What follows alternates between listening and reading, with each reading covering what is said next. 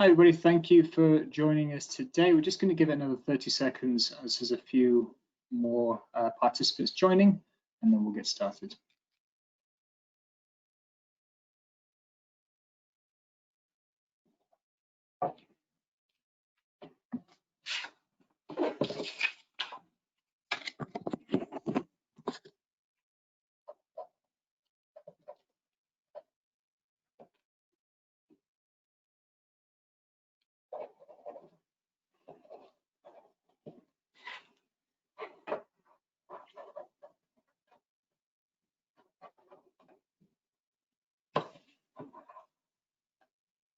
Okay, that's great. Good morning and good afternoon. Welcome all, and thank you for joining us today. My name is Jason Finch, and I'm a project manager with Transaid. Today's webinar will provide an update to our COVID-19 response project in Uganda and follows on the project launch webinar we held back in June. For a little more information and background on this project's origins, you can seek out that webinar on our YouTube channel by searching for Transaid. Today, I am pleased to be joined by Susan Tumuhairwe from Safeway Rightway in Uganda, as well as John Mark Waninka from the Amalgamated Transport and General Workers Union, and Ndugu Mwanago from Uganda Professional Drivers Network. Thank you all kindly for making the time to be with us today and providing content for today's program. We'll be concluding today with a Q&A session. Thanks to all of those of you who have sent in questions ahead. If you'd like to ask a question to the project team or any of our speakers, you can do so by typing into the chat box on the right-hand side of your screen, which I'm told is initialed with a speech bubble. Please don't forget to click send after you've typed. If I can have the first slide, please. So our COVID-19 response project sits within the Professional Driver Training Uganda project, which began in 2016 and seeks to improve both the technical and theoretical capacity of drivers of large commercial vehicles. At the heart of that project is the EAC standardized curriculum, which Transaid developed a year earlier in 2015 with funding from Trademark East Africa. Being near the end of this project's work plan when COVID-19 was first reported in Uganda meant that with GIS's support, we were in the position to quickly and effectively respond. Next slide, please. So it was always our goal and our intention to support the Ministry of Health in Uganda to distribute vital COVID-19 sensitization and essential PPE to the front line. To do this, we partnered with two well-respected driver unions operating in Uganda. Again, the Amalgamated Transport General Workers Union and the Uganda Professional Drivers Network. Working with these groups meant that we could begin producing training programs and sensitization materials that had the authenticity of drivers and transporter groups, but then the accuracy and the authority of the Ministry of Health. In addition, both unions boasted national membership, meaning that we could target particular hotspots, those being rest stops and border crossings where drivers were known to transit and assemble. The next slide, please.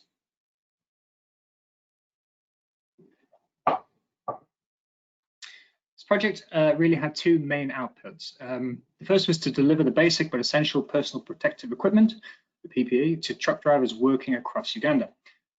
This would include a washable and reusable face mask, a bar of soap for hand washing, and a plastic water container for potable or drinking water. This package was also supplemented by two fact sheets. The first, a general information poster, and the second, a cab cleaning guide. Susan will give a little bit more detail on each of those very shortly. The second output area was this face-to-face sensitization that was given to each driver participating in the project. Each driver receiving this PPE package would be spoken to by a trained field officer recruited from our union partners. Many of those recruited are transport professionals, former drivers, and in some cases public health volunteers. And this conversation, and that's the important distinction, the conversation, was intended to introduce our drivers to the risks, explain the correct use of the PPE, and let them know where further help and assistance could be found.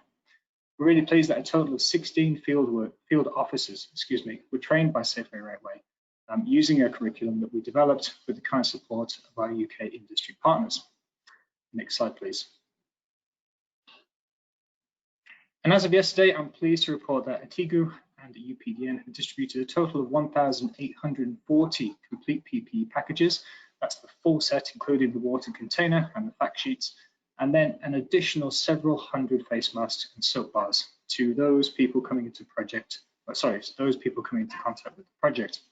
Each driver receiving the complete package also receive that face-to-face sensitization. The sensitization itself takes about 12 to 15 minutes and is done in groups of no more than 5 people at a time. And the next slide, please.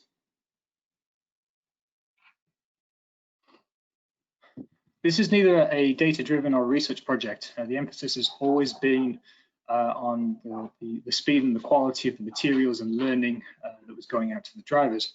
However, our field officers are collecting some very basic data from each driver recipient. One of the questions we're asking each is whether or not they are presenting with a face mask already. A quick look at a sample of 690 drivers from all 6 of the primary project locations showed that 23%, or just under a quarter, didn't have a mask with them. The majority of those were actually from Uganda and Kenya, and despite the wearing of masks being mandatory in both those countries. This is, I understand, a really perhaps too simplistic look at this data, but what it is telling is really the scale and the coverage of the project, and that Uganda is hosting drivers from at least 9 different countries, and it really brings into perspective the enormity of the challenge that is supporting the Ministry of Health's message to prepare and keep essential supply chain workers safe. At this point, I'm going to hand over to Susan from Safeway Rightway, and who will give us a little bit more detail about the materials that we did produce and the way in which we went about it. Thank you, Susan. Thank you, Jason. My name is Susan Tumuhairwe, and I'm Safeway Rightway's project coordinator based here in Uganda. I would like to talk a little bit about our communication strategy and the sensitization materials that we produced for this project. One of the challenges that we encountered early on was that although there were already printed materials available and in circulation, very few actually targeted mobile workers. Truck drivers were facing unique challenges, and we needed to include specifics that were relevant to their work and their routines. Here we were greatly informed by Transaid's UK industry supporters, who were quick to develop and then share their own SOPs with us. One area of information specific to truck drivers was that we wanted to include one area of information that specific truck drivers that we wanted to include was road safety. This included reminding drivers of basic defensive driving behaviors such as not overspeeding, but then also alerting them about new hazards. For example, being aware that there are more cyclists on the road as well as pedestrians during this pandemic.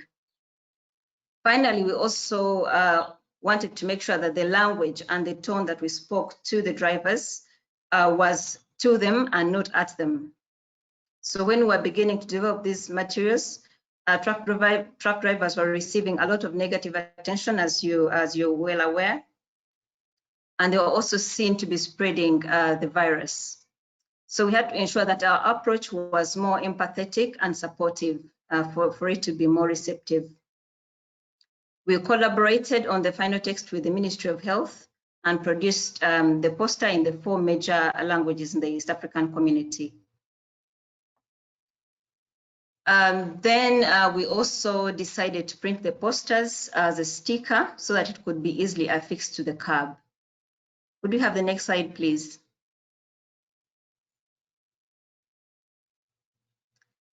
The second printed design was produced as a curb cleaning guide.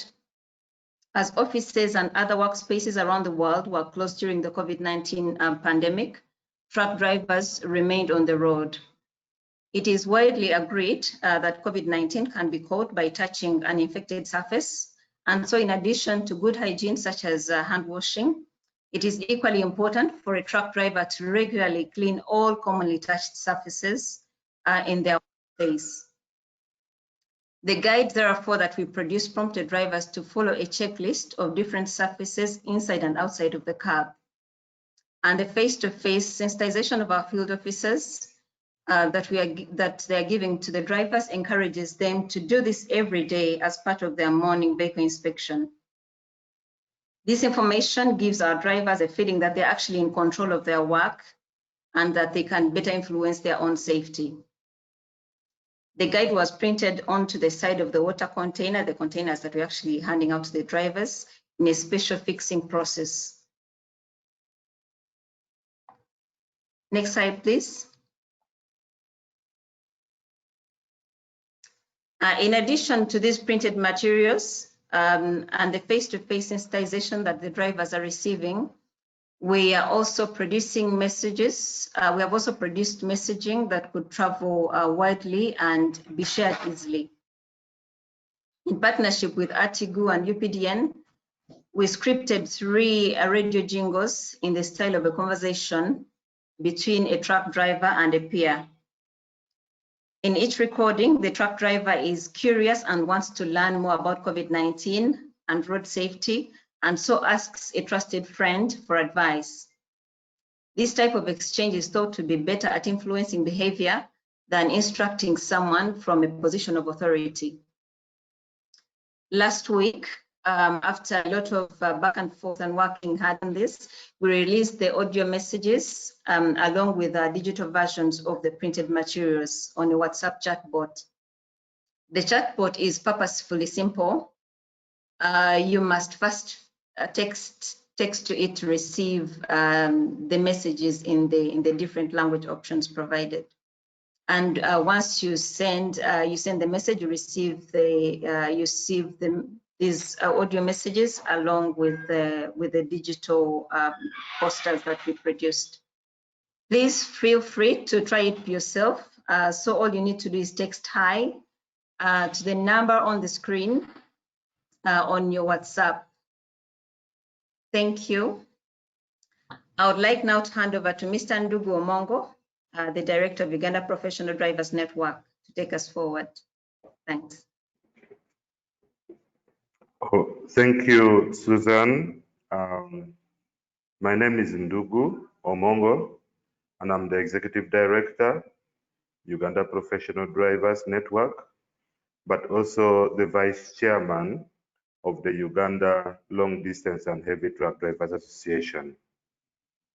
In consultation with the member, especially truck drivers associations that form the network, we, at the beginning of the pandemic, resolved to create a community-led task force of 25 truck members consisting of truck driver leadership and sex workers community.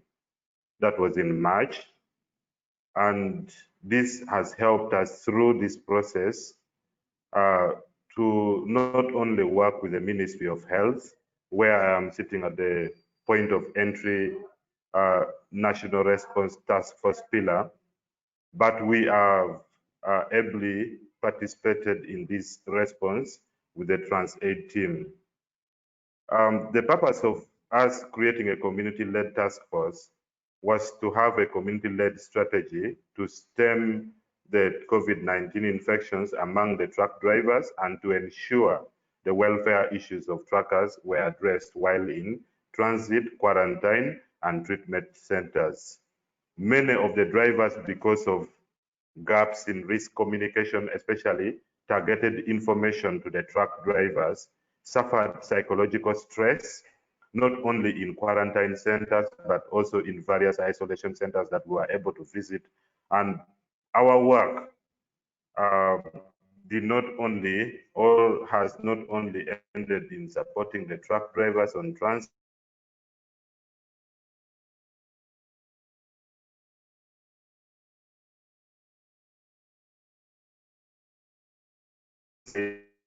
sorry about the network. The major objective of the task force was to have information development and dissemination, to do resource mobilization, to engage in partnerships as this, support government in community surveillance and welfare support to truck drivers and their families.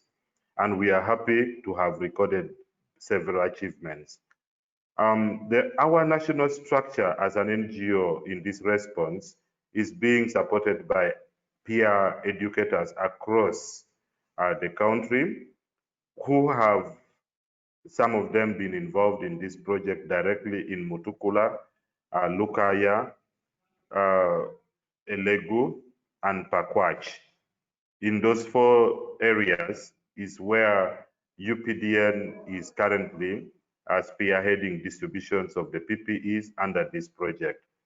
We have been supporting this project with Transaid by supporting the development of materials so that they are widely accepted among our truck drivers.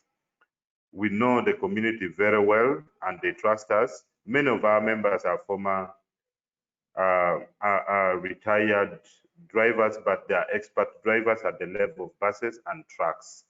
They know the conditions of the younger drivers and they know the challenges that they are going through at this time where the government has measures and restrictions as compared to the previous ways of operations of the truck drivers.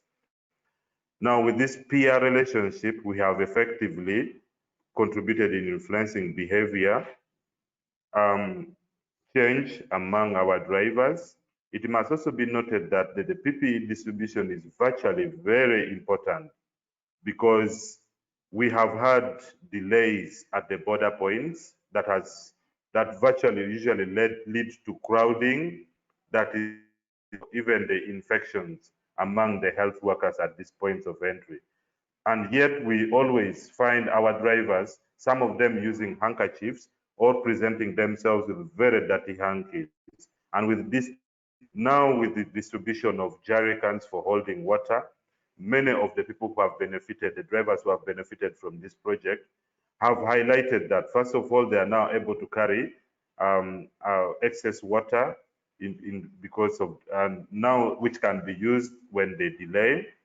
They are able to get reusable masks, which they can wash and reuse, as opposed to, first of all, few were able to access masks at the beginning, and also the masks which are not reusable. And also the use of the washing soap.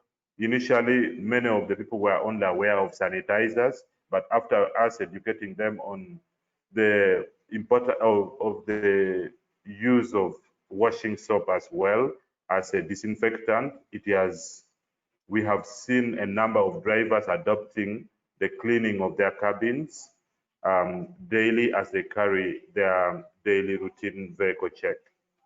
My team are ready to continue with this project and deliver on time.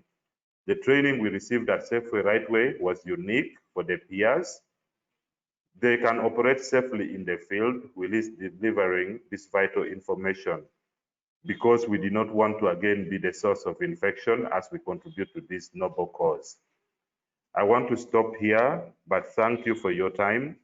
Hoping to have questions from you who are attending, and I would love to take this opportunity to hand over to my colleague, Mr. John Mark Mwanika from Atego. Thank you. Thanks very much, Brother Ndugu, and thank you very much, everybody who's made time for this. I'm John Mark Mwanika. I work for Amalgamated Transport and General Workers Union.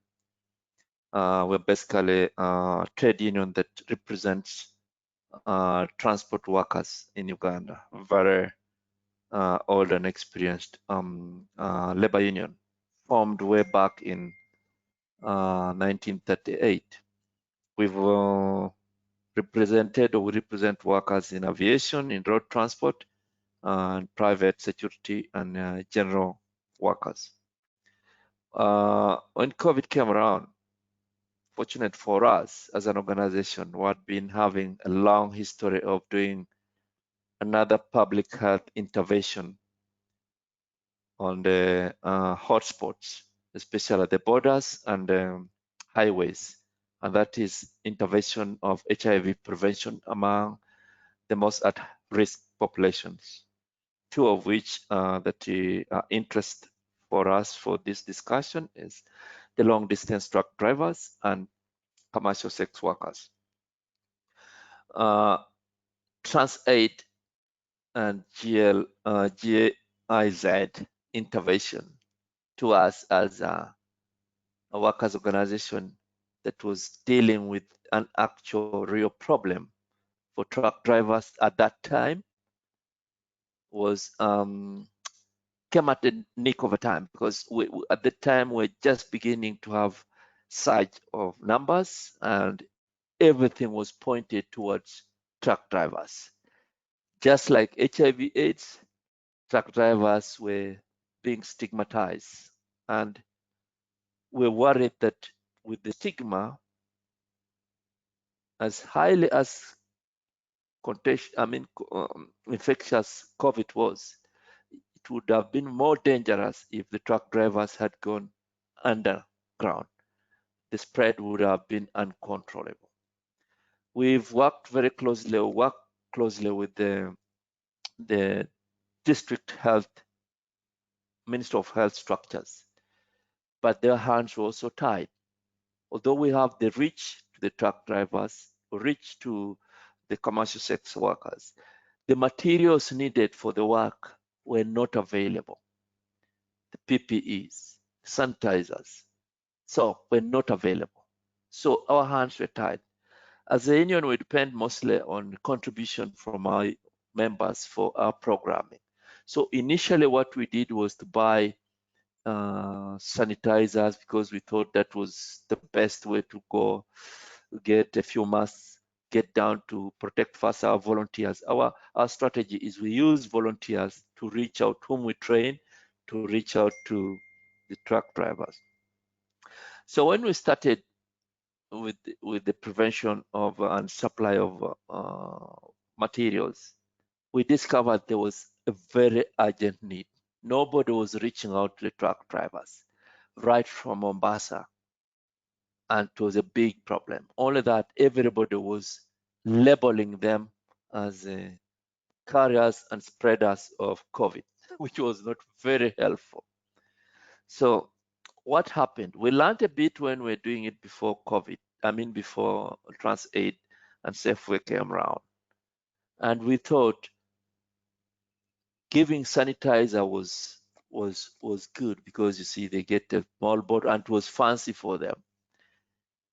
Little did we know that actually the sanitizers were not protecting the drivers well. Well, as they could actually kill the germs, they're not protecting the drivers well.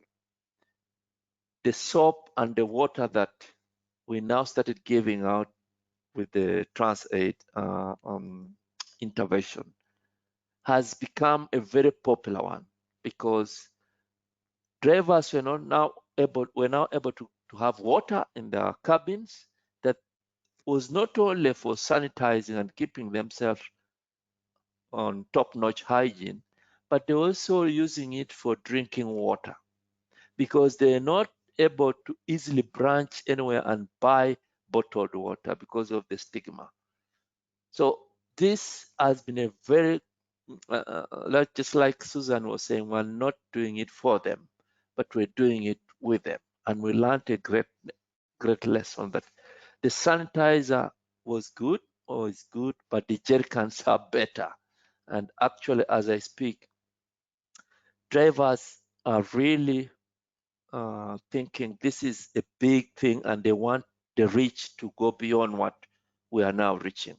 I know Safeway right away. At the beginning, we had a stop-start due to procurement because the need has been generated for the uptake of PPE distribution, information dissemination. Now we need to maintain that, and I want to call on our programmers, Jason and Sham, to continue putting this demand out there. We've generated the demand. We need now to maintain the demand. It will be, personally, I believe, the best way to prevent COVID is not by testing. Right now, we're having queues at the border of Malaba and Busia with the introduction of the $65. Drivers are going mad. We think if we empower them with the knowledge of how to prevent themselves from, first of all, spreading within themselves, spreading within their communities, we shall go a long way in getting a sustainable response to COVID. Testing can be there, for example, if somebody is actually sick and what. But for us, we are thinking the most sustainable way is the path we're charting, and we appeal on all our partners to work with us this path, because we have the experience, we have the positive feedback from the target population, and we think we shall do the best to address the issue of COVID. Thank you very much. I hand over back to Jason. Thanks, John Mark. That was fantastic. And Adugu as well. Thank you so much for speaking. And just to apologize that we don't have John Mark's video on. Unfortunately, the connection doesn't seem to hold it. Okay, brilliant. Just to resume then, just before going into our Q&A session, a brief note about our next steps. The project is yet to complete, but we are on track to reach an additional 2,000 truck drivers, bringing the project's total to 4,000. That's sensitized and with PPE. At the same time, we continue to explore more ways to distribute and share some of our digital products, including the fact sheets and the audio messages. We are actively seeking and appealing for additional funding and support to scale this project. As we've just heard from our partners, there is a continuing need, and there is plenty of momentum as well. Having already invested in developing our approach and methodology, that initial outlay has been built, and the necessary capacity is already now within the local transport unions. This will afford a rapid scaling of the project. Basically, the greater the support, the more truck drivers we can reach. And finally, some exciting news about a new project that we've started that has some overlap. Working with the Industrial Training Centre in Zambia, and with the support and funding from People That Deliver and the FIA Foundation, we'll be applying the learning from Uganda, from our Uganda project, to build resilience in local health supply chains. In addition to the creation and distribution of COVID-19 sensitization materials to professional drivers, we'll also be developing a communicable diseases training module and training the ITC trainers to deliver this learning to 100 active health supply chain employees. And we look forward to sharing our progress on that very soon. And if I could just have the final slide, please. Okay, and as we begin our Q&A, thank you everybody for sending in questions. There's quite a few, which is fantastic. I'll leave up on the screen here a web address to our Knowledge Centre where you can download the fact sheets that Susan discussed previously.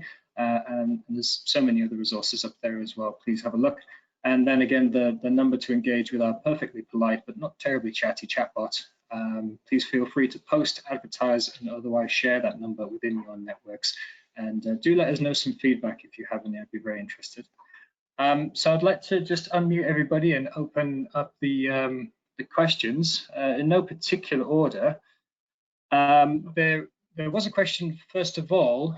Susan, you and I think, will tackle this one. Someone's asked, the supply chains globally have been strained due to COVID, and how has this project handled its procurement of the items for the packages? So I'll just start, Susan, by mentioning that the procurement of the packages itself has been quite up and down. We've had some suppliers promising perhaps to items that they couldn't deliver in the times that they could deliver. But Susan, how is it in Uganda with the materials? There was a rush early on in the project for the face masks, for the water cans, for the soap, and how is that sustained over the last few months? Initially, the problem, well, when companies were allowed to make face masks, only a few applied to get the certification. So then that means that every company or every organization that was looking for face masks was looking at a few companies that had been certified to make those face masks by the Uganda National Bureau of Standards. So then that meant that all these companies that could make the masks that were acceptable on the market had a huge backlog. So one of the companies that we have actually engaged to produce these masks, you know, has like, I don't know, so many companies that they are making masks for. So that meant that we had a bit of a delay in the production of the masks, particularly, and the jerrycans. The jerrycans, there's also been a very huge need in the market for jerrycans. So for those reasons, we've had some issues with procurement. You know, there is a promise that the items will come out on a particular day, and then you have to wait for another maybe 4 or 5 days before they actually come out, or sometimes even more than a week. But with the learning that we have had so far, we are able to order way ahead of time and give them enough time, to get the items finalized. So it has gotten easier with time, but in the beginning it was a bit of a challenge. Thanks, Susan. Thank you very much. Another question here to John Mark, actually. John Mark, during your presentation, you mentioned that truck drivers had gone underground early on when the cases were first confirmed. Could you just explain a little bit more about this and about how the transport unions and this project work have sort of encouraged and improved those relationships with the local authorities? Thank you very much for that question, and thank you, Jason. Yes, the going underground was really pushed by the kind of stigma drivers were getting, and which we are now even seeing is coming back through the $65 per COVID test. Because now what is happening, drivers are either forging the certificates or are paying the police at the border so that they slip through. Those are the kind of going down that we're thinking that they don't come out. But because we already established networks in our dealings with them, we're getting real-time updates of how they feel and how they were thinking the response should have been handled. So we're using those networks to gain them the confidence of trusting the system, especially at the testing points at the border. Our volunteers are now part of the Ministry of Health infrastructure at the borders to talk to the drivers and get them the confidence to come out and get tested. I'll tell you, because of maybe pressure of work and the Ministry of Health officials sometimes are overstretched and they would miss out on just how to handle the driver to get the drivers maybe to do right paperwork and get tested, and would get them shouting or barking at them, and that alone would push them out. But because we are now present, we do the work of what I would call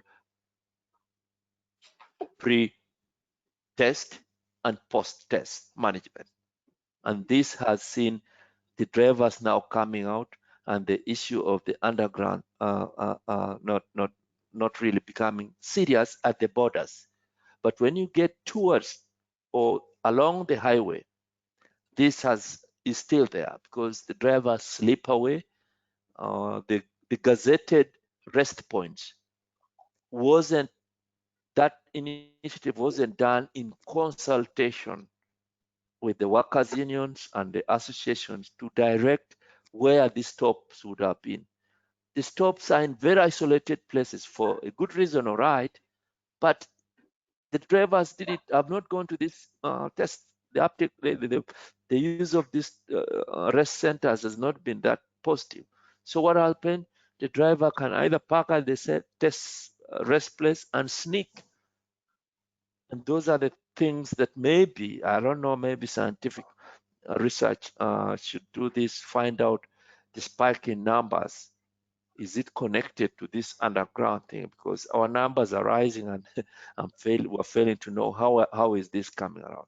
So that is the issue. In Busia especially, the district task force works with us very closely on this issue, and they have come out openly, and we do the mobilization of the truck drivers and then invite the district chairperson of the task force, the district health officer to come and talk and pass the correct and sensitive message that maybe our volunteers are not able to pass.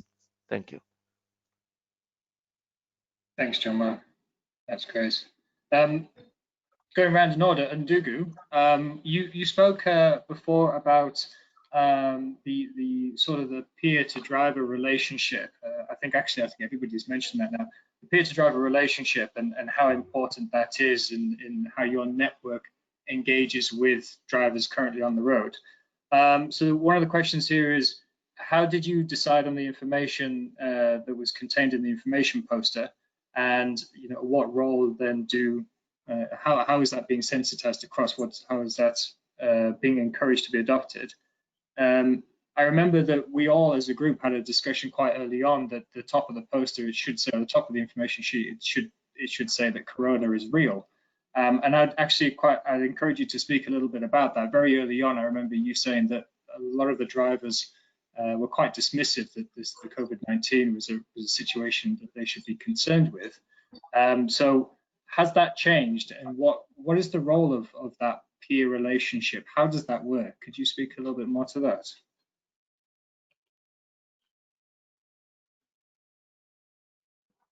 Oh, thank you. Hope I am clear. Yes, starting from the peer-to-peer relationship, we must understand that, for example, many of our drivers in Uganda are not actually literate in terms of formal education. In that, because in our country has largely been an informal job,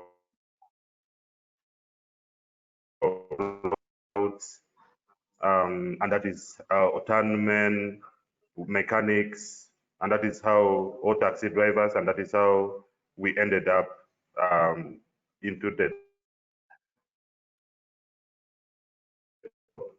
Now, a truck driver, because of this background, especially the Ugandan truck, would literally not want to listen to you as Jason, whom they believe has never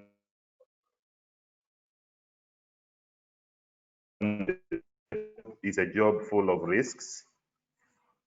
They travel long distances, sometimes without handmen, get problems on the road, and sometimes a month or so in a foreign isolated area. So it was not easy at the beginning, especially an ordinary driver, first of all, to understand what they refer to as COVID-19. And messages. We noticed that the existing messages that were at the time in circulation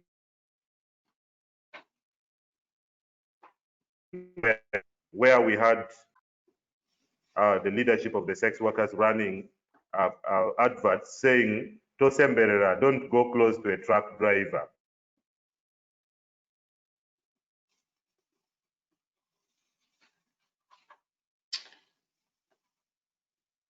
Unfortunately, I do apologize. Talking now, when we consulted. Hello. Sorry, Ndugu, your connection is just a bit spotty, but keep going. Can you hear me? We can, yes. If you continue, sorry to interrupt you. If you can continue now.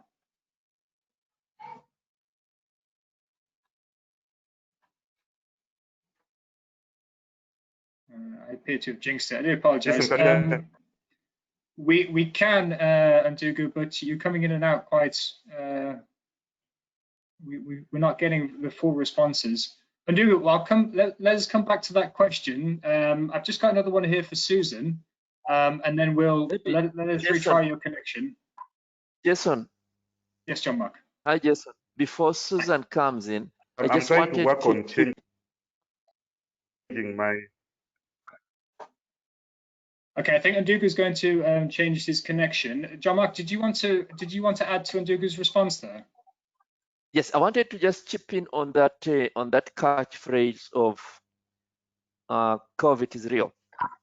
You know, truck drivers, just like Ndugu was saying, believe they are risk takers. I mean, I move your goods worth 200 million Uganda shillings from Mombasa to, I mean, they feel they can take on the world, and they feel they look they took on HIV and they have survived. So what is this COVID? And they thought COVID is just something for the white man, for the Bazungu. It was not for them. So we had to do a real search of talking with them to see a message that can get somebody to say, okay, maybe I need to stop and listen to this thing. And that's why we coined with them that COVID is real. It is not something there to take lightly. And in the messaging then, on the peers, they would now reference to, okay, for HIV/AIDS, you can easily do prevention, condoms are there, you can get into treatment and you can live. You don't have that kind of luxury if you are not very lucky with COVID. And that's the thinking behind COVID is real. And that message is helping us get them now to be part of the prevention and the uptake of the COVID prevention program we're running. Thank you. Thanks, John Mark. Thank you. Yeah, Jason, I don't know. I've changed Go my ahead, internet yeah. source, and I think I'm now clear. So John Mark has actually concluded very well, because that was what I was trying to make a meaning of. That at the beginning, because the pandemic took government by storm, and given the nature of our drivers, we ended up into a problem in that the seclusion centers were established without contacting or consulting the drivers. There was a lot of delays at the border points.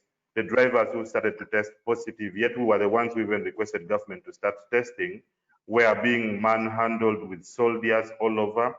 So it was difficult for a driver at the beginning to appreciate. First of all, the messaging that was going on mainstream media was not tailored to the driver, because the driver spends most of his time or her time around their trucks, in that the messages needed to be talking about their windscreens, needed to be talking about their steering, needed to be talking about their cabins, needed to be talking about their fuel tank that they regularly interact with. So this has completely changed, in that once the driver started seeing messages now directed to them, directed to the community that is stigmatizing them, messages that seem to be talking around their daily life, and also now with their colleagues going as peers to talk to them on one-to-one sensitization, and also the masks, for example, some of the masks having the Uganda Professional Drivers Network, Ategu, that they knew very well. They started now associating with the fact that if our leaders have now come towards our direction and they are doing this, then definitely we must do this. First of all, they are putting on the masks with a lot of pride. Like John Mark explained, the use of soap has now become a daily thing with the truck drivers. They didn't have water, nobody was minding about them. Now they have got the jerrycan. So the situation has changed because of the involvement of especially our organizations that so much link to their daily work. Thank you. Thanks, Ndugu. Thank you for that.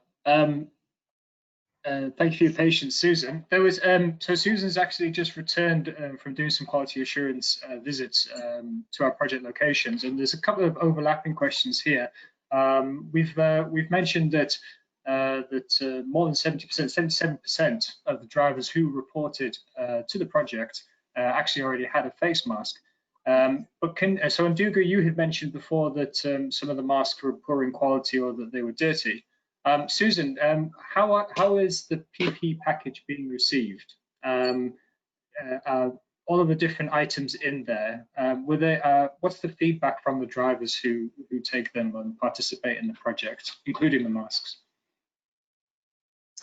Thank you, Jason, and thanks for that question. I visited the field. I went to Malaba and then proceeded on to Pakwach.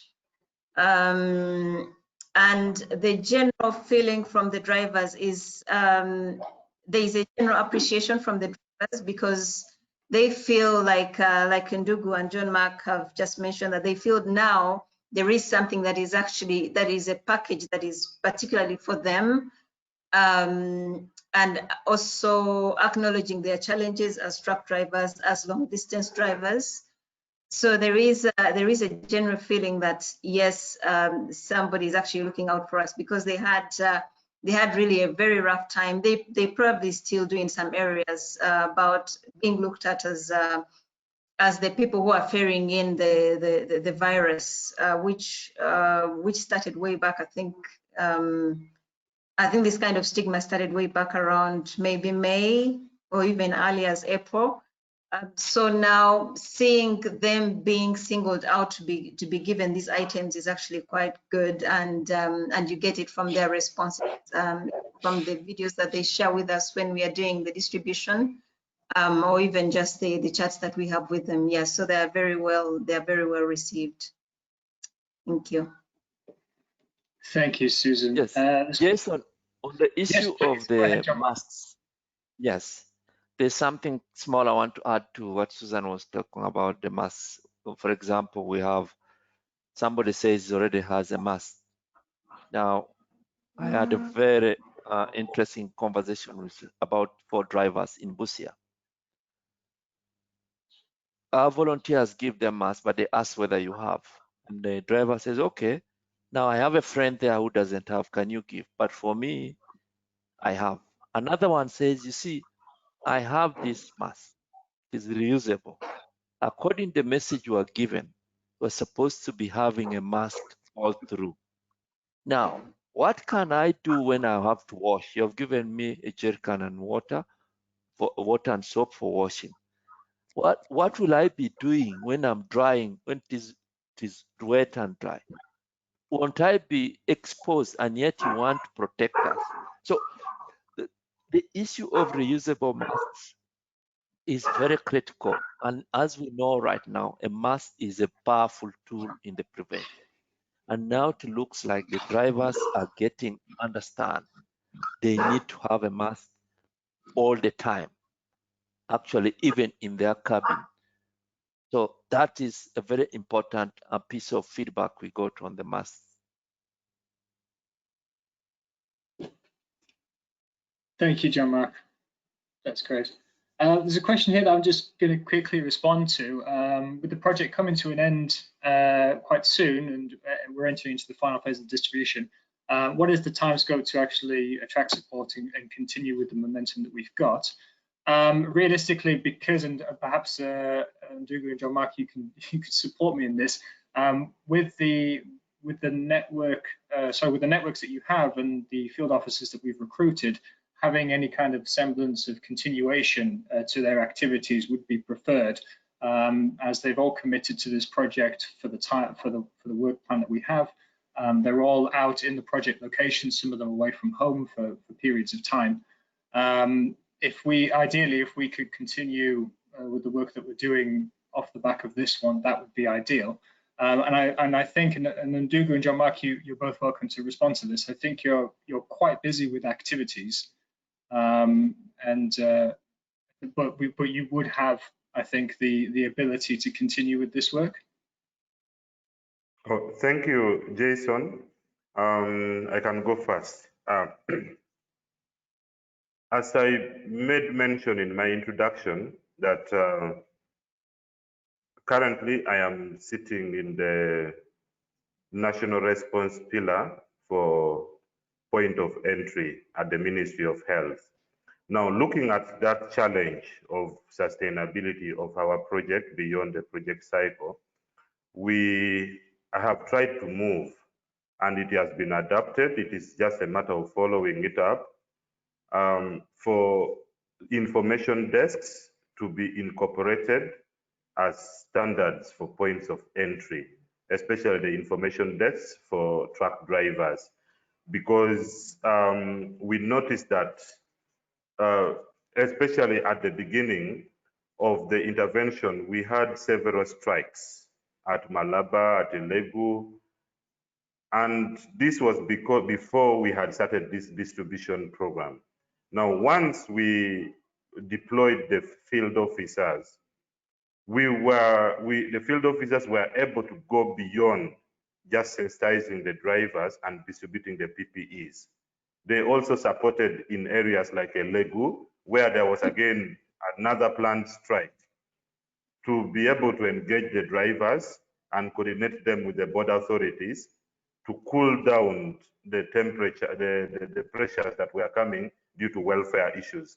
So as government saw this important contribution, they have adapted the use of information desks, especially at major border points. Our role is now to follow up and ensure that these information desks are actually utilized by the participating field officers after the project cycle, because these people would therefore be facilitated at that point under the government structure. The other part is that as a network for drivers, as John Mark also mentioned, many of us have already been involved in HIV intervention, especially for the truck drivers. And some of these places where we are currently working in, it was out of that background that we have had a background of work in those places that we are just able to continue. So we are looking around and continuing to mobilize. And this is also still the purpose of this webinar, to ensure that we continue reaching to you, the stakeholders, that even beyond the project cycle, we are able to continue doing this work. Thank you. Thanks, Ndugu. Question here that I'm going to respond to first and then pass it to you, Susan. We've had a question about the training that came in, the training that was given to the field officers. This was in part to make sure that they had the sensitization that they had to deliver in a particular manner, which was it was practical. There was a lot of demonstrations. It was person to person, and also that they were able to operate safely. You know, they were going into the front line, they were going into risky situations, make sure that they had their own PPE, and that they were making sure that they looked after themselves as well. And just what's the next stage with that? Where do we take that training moving forward? We're really excited to be taking part of that into our Zambia project, and this kind of is a long-term goal now for us to develop a little bit more resilience in vital and health supply chains.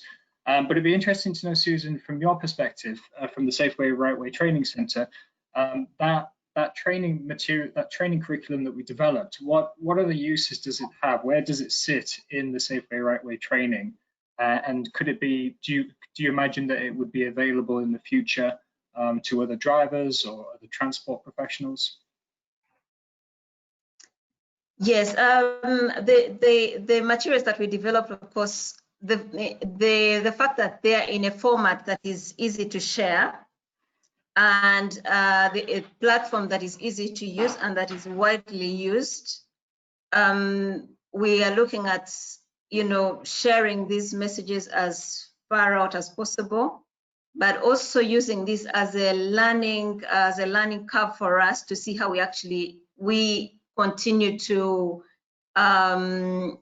interact with drivers going forward.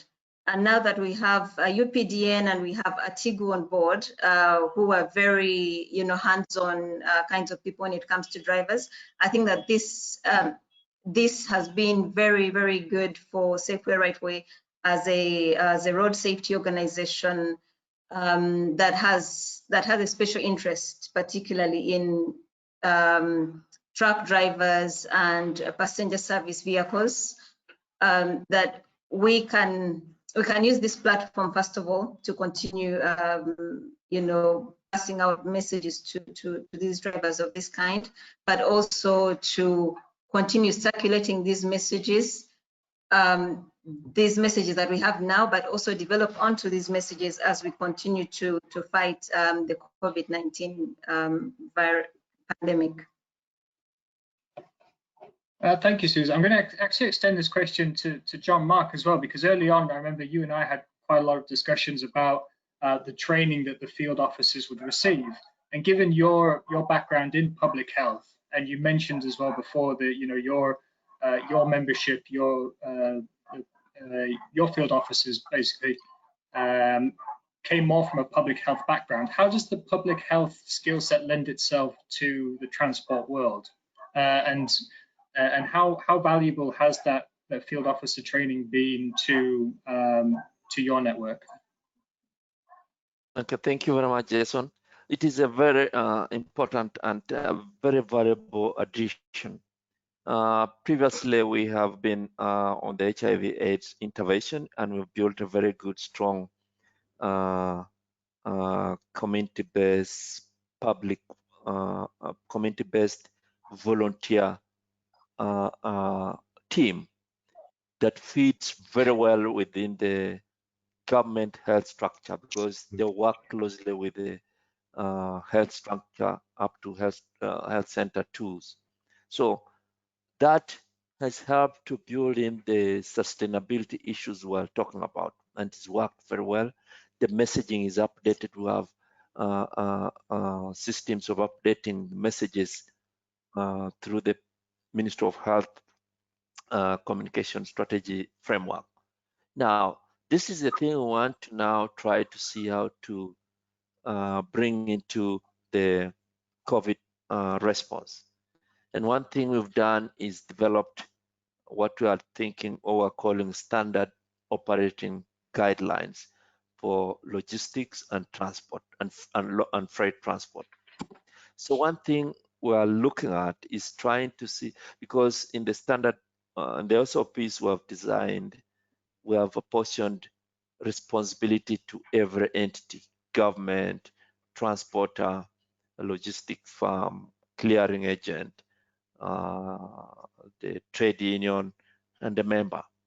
So we now want to see how we can package a training for these SOPs, for these stakeholders, so that it is built within, within the operations. There's this buzzword where we normally use, mainstreaming these SOPs, because that is when now we can be seeing something like sustainability within the frame of the COVID response.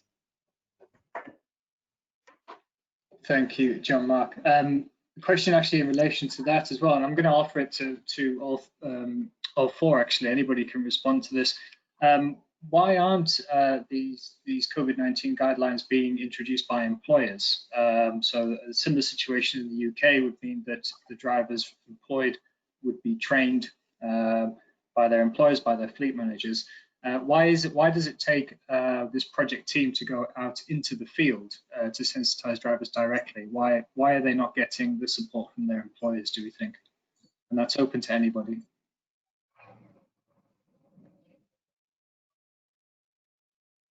Any takers? Employers, yes, thank you, John. employers sometimes, they work within their frames of their work plans, and in most cases, a thing like, for example, COVID, it's not their remit. Public health most times is not their remit. They could be having occupational health and safety guidelines, but because they have a logistics main track of work to do, they'll concentrate on that. And that's why you find that a company like Bolloré, when we come around with this kind of thing, they immediately try to say, how can we help you do it? Because then, they shared responsibility, but take the initiative to pick that they can implement for the benefit of their workers implemented. There are some that start resisting because there's also issues of budget, issues of resources. But with time, when they realize that investing in their workforce, investing in their drivers is a worthy investment, they come around and invest. And actually for PPE and some of these materials, we have companies that are actually investing a lot. They're even paying for the testing.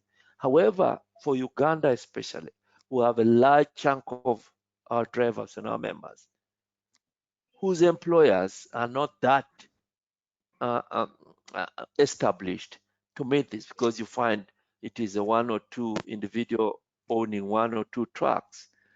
That is informality that is there, and that is where we find that the work is being left to us as the unions and the associations to mobilize and demand for these things from government, from any other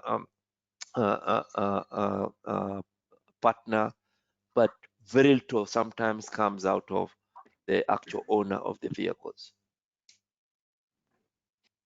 Yeah, thank you, Joe. I remember us having that discussion quite early on, the capacity within these individual groups or vehicle owners just wasn't really there, but also with the drivers being away days, weeks, potentially months on end away from their bases, that they weren't coming into regular contact either with that information. There's been quite a few questions actually about the chatbot. How popular was it? What are the numbers? The chatbot went up just over a week ago. On average, it takes in between 15 and 20 people a day. The chatbot idea actually came from this idea that we wanted to have content on people's phones under the, well, we had it, we were pretty confident that once the content was onto people's phones that they would share it naturally between each other. And it was how to get it onto their phones. And we realized that quite early on in discussions with Ndugu and John Mark and their networks that people don't typically interact with Facebook and other social media platforms as well as they would do sharing content between each other with WhatsApp. So it was about how do we initially onboard that onto the first few phones. It's a new thing for us. It's been a lot of fun putting it together and testing it as well, and testing it in user groups. And we're looking forward to seeing that complete and giving it a good run, several more weeks at least, hopefully. We've got, I think, I'm just looking at the time now. I think we've got one or two more questions to go. Excuse me, I beg your pardon. Oh, I think I've got through everything on my list.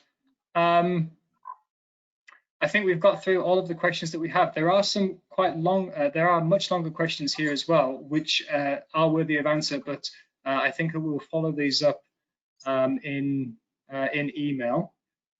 So all there is left for me to say is thank you all so much for joining us today. If you'd like to get in touch with us, you can reach us via info@transaid.org, and then that email will be passed on to us. Thank you for our panel, Susan, John Mark, and Ndugu. It's always a pleasure when we get together and talk, and you've been fantastic. Thank you for providing content and a lot of professionalism to this call. There will be a video of this webinar circulated in the next couple of days. You will receive an email link. Please feel free to share that. And in the meantime, that's everything from me. Thank you very much. Thank you. We'll end it there. Thank you, Jason. Thank you, guys. Thank you so much for joining.